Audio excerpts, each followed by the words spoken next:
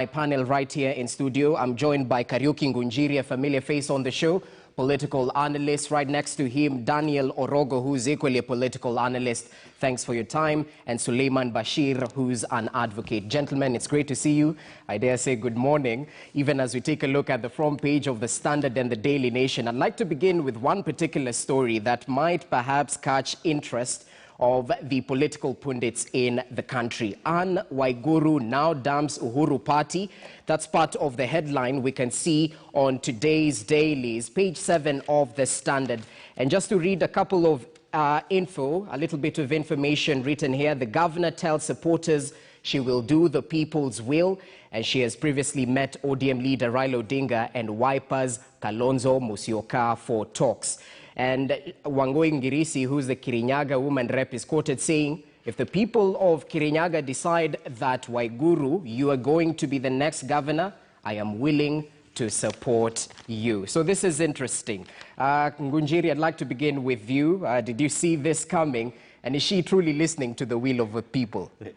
Yes, of course. I was quoted sometimes back as having said that the perception on the ground and the pressure on the ground, which I described as structural stress, and I think someone here laughed, will compel these people to come back to where the wishes and the aspirations of their electorate actually want them to be.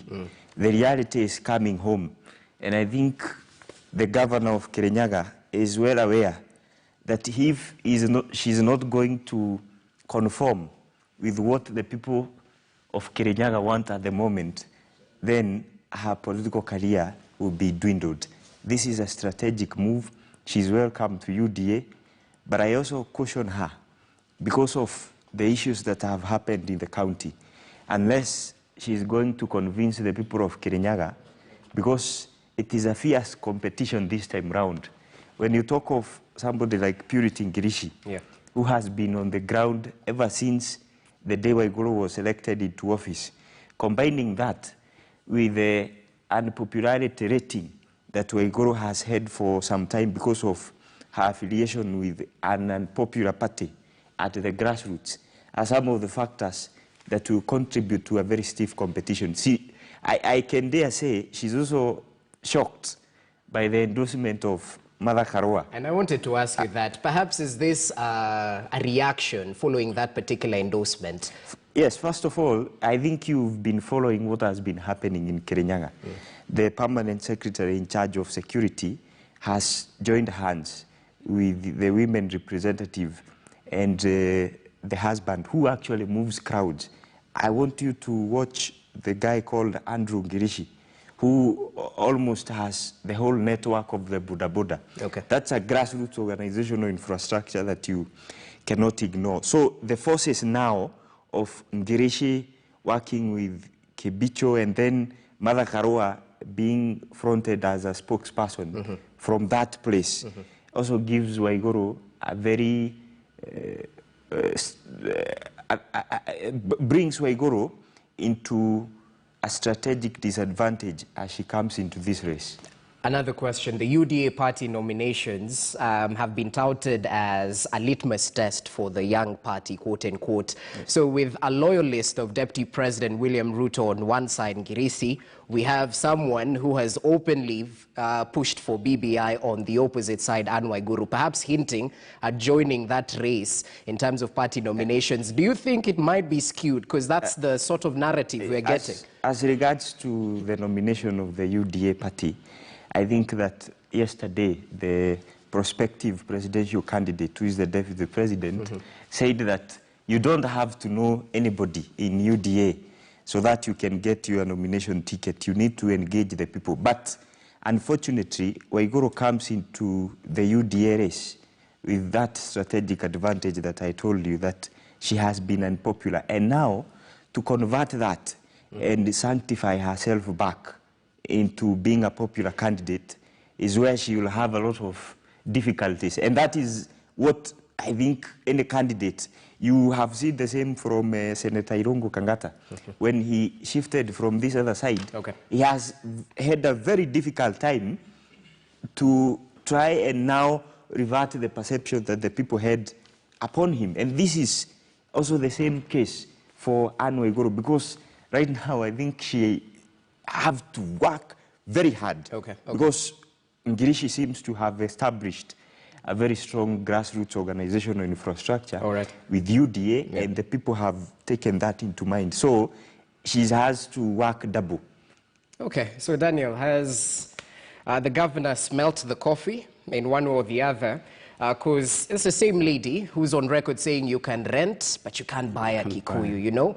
So has time come where politicians actually shift to listening to the masses as opposed to political alliances? Well, what's your take on this?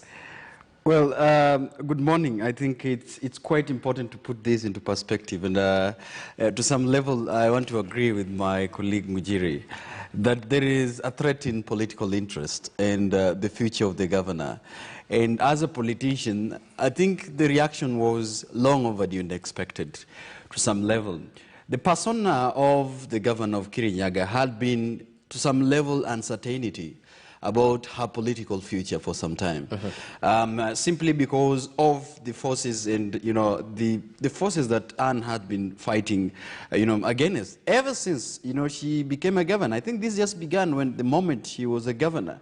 And well, you understand the issue about construction of the CDC center around Kemri and all these things around. When the PS, Dr. Karanja Kibuji, had got an issue with the governor by that time. And it was rumored that he was interested in leaving public service to vie as a governor for Kirinyaga. And then come floodgates of corruption cases that the governor has termed to be political, a witch hunt for her. Now here is another a threat that her fierce critic and opponent is being endorsed as a de facto spokesperson for a strong caucus that is coming up. Jesse, I think even if that was you would really think about clearly your political future. You'd really clearly think about what direction are you taking as an incumbent governor and as all these political forces are coming to play. But allow me to take a little bit of divergent view. From my colleague. And I'm tempted to think that Anne she's also testing waters, because as you can see, she's declared that her position will be known after the celebration of Mashujaa Day. What does that indicate?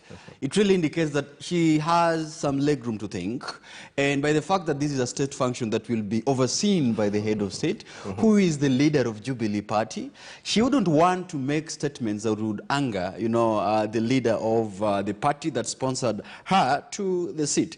And again, I'm always here asking, and the question that you put, is it a season for, political shopping and showbiz and, transfer season? And I think that is what we are being treated to, that everybody is shifting alliances and everybody would want to place him or herself wherever it is. But the people who were elected with Jubilee must answer the question that I keep on asking in this panel. Do they belong to UDA or do they belong to Jubilee Party? That the Constitution allow them to belong to one party at the same time? Well, it's a matter of time, according to those allied to Deputy President, because Bashir, the Deputy President, is equally on record mentioning that he has allies who are simply waiting for this administration's time to come to an end, and then we'll see the shifting. And I'd like to use this term, the political musical chairs, we'll see politicians jumping from one camp to another. As you evaluate the Martha Karua effect on Waiguru's decision, what of her sentiments that she was being targeted in terms of those allegations to do with corruption in the county? Is this true? You see, Jesse, I think whenever someone is charged with corruption or any other form of economic crime, I think the best projection to take is to counter that matter with the investigative authorities and in court. It is very, very easy to rebut such allegations against a person. But I think for me, I'll be a bit cautious to politicize any sort of move that is made by the likes of EACC and the DPP with respect to any governor, including Waiguru. I think politicizing that or giving it the political test is a bit unfair on my part. So I think the best thing she can do is to use the court system and rebut that. But I think if I'm to weigh in on what you're asking, the move and recent sentiments that were released by Waiguru, I think she really feels so uncomfortable in the kitchen. I think this is more of an opportunity, a state whereby she wants more of an attention. I think for her, the clout that Mother Karua is gaining actually across the Mount Kenya politics is giving her a nightmare. And I think at this stage, it is a bit difficult to say that she has clearly indicated that she'll be a member of UDA. I think for her now and the kind of statements she has been releasing, all she wants is attention. But for me, equally, I do not think she is yet a member of UDA because this is again a test on our political party laws. You know, we are at a point whereby our politicians have disrespected and have made a mockery of the Political Parties Act. Because you will realize that Waiguru is a member of the Jubilee Coalition. Yeah. She goes to the members of the public, she asks them, hi guys, which party do you want me to use and all that.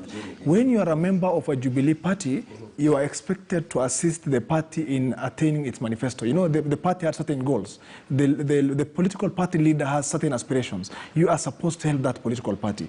What we can see of her and the others actually is a lot of indiscipline with respect to how they are dealing with the political parties. Well, what's the future of Jubilee from where you sit? Is this a sign of the times? Might it be a ship without any sailors at the end of the day as we get closer to 2022? I'm a strong believer that the party may not yet die. Actually, those who have been making a mockery of the party, those who are saying that it is facing its deathbed, that's a bit wrong because what the party has done is to a bit sanitize itself, see to it that these people who are regarded as quote-unquote rebels are edged out so that they can get some loyalists and all that. And actually, that is the reality with all political parties. We have seen the likes of ODM and what it is doing in Kilifi County. That makes a lot of practical sense. But I think for me, going forward, what we need to respect is the sentiments that are made by these politicians may not be so real about them.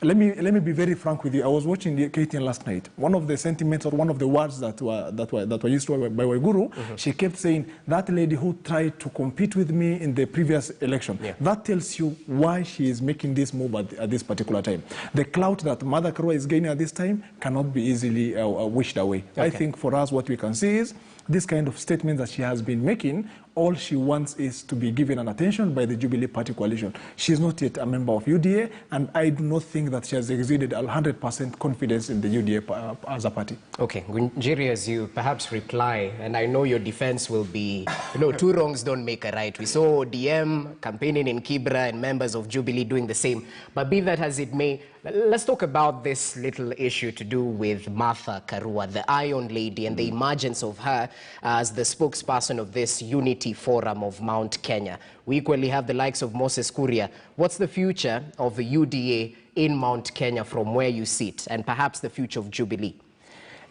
First of all, let me rebut to what Bashir has just said. I want to ask Bashir a question. What is a political party having popularity? It is through legitimacy. Jubilee has lost that legitimacy. And so it is not clear that Jubilee right now can be able to marshal the kind of support they had in 2017, even if they were to accommodate all these people who have moved out of the party, that is. Let me come to your question. Mother Karua ran for the presidential race, and she went against President Kenyatta. This was one of the instances that I saw somebody who came from an administration that was doing very well during Kibaki's time, trying to go against status quo. That was very brave of Mother Karua at that time. Her and Peter Kenneth, they decided to go against the wave and what the people of Mount Kenya at that time were going to vote for. That is the current president, Uhuru Kenyatta. Now, from that bravery, and I remember also her instances when she could defend the government of the day then, when it was heated in the KSEC elections 2007, she was there. She even supported the inauguration of Kibaki. And then she also affirmed herself as a principal's woman when she resigned. Stepped down, Yes, and left that job. Mother Karua has positioned herself in the Kenyan politics as somebody who does not wish to compromise on anything she doesn't believe in. I think that is a good quality that comes from a politician, because most times politicians are viewed as people who are swayed by circumstances to even do things that do not necessarily describe their stand on matters of principle. So, in this instance, in as much as I agree that Mother Karua has what I would call the latent fame in the Mount Kenya region, I'm convinced that she's yet to convert that into popular political support, where people will generally accept her as a woman of the people and as their leader. I dare say that at the current state of affairs, she is a spokesperson of Moses Kuria, Kionjori, and I think a few other guys that I saw in Naivasha. Come on, you can't say that. 2017 was a close election. If you look at Kirinyaga. They are the ones. They are the ones who endorsed her. So this is politics. Okay. And the legitimacy that she got it from those individuals who are in Naivasha. Now, how does now Mother Karua convert her legitimacy from those people into popular political support? This is what Mother needs to do. Mother now needs to go to the ground. She needs to move away from Serena here and Intercon. Okay. Go to Mashinani, not just Kirinyaga. If she is interested in these affairs of Mount Kenya, she needs to go to the 10 counties. Go and listen to what the people are saying. Similar to what I saw the former MP for Gatundu North, Kiko Jenga, yesterday, asking the people of Gatundu, and which party do you want me to vie on? And they gave an answer. So, Mother Karua needs now to disembark from this hotel politics, go to the ground, ask the people, what do you want? I mean, he's here to speak, so let him pass his points. Let me finish my point. Mother Karua, go to the grassroots, go and ask the people what they want you to vie on, if indeed you're interested in the presidential or the running mate's position, and then I'm sure the people of Mount Kenya will answer you and tell you, get into UDA. And at that point, I'm sure Mother Karua can be quoting that legitimacy, and if she accepts, then the legitimacy that she is seeking and the one that the likes of Moses Kuria seems to be giving her will be, at that point, accepted by the people. And of course, I want to advise you, Jesse, one day call Mother Karua here. Ask her, now that you are doing all these politics, day in, day out, what is the end goal? She will tell you that because I'm in the Mount Kenya region, and word has it at the grassroots that UDA party is popular, I will end up at some point converging with William Ruto's politics. But you know what they say, a day in politics is a lifetime, and we can definitely see the musical chairs are just getting started. So gentlemen, just hold on to your thoughts. The bill must be paid. Allow us to take a short break. When we come back, we continue with the discussion, including other political developments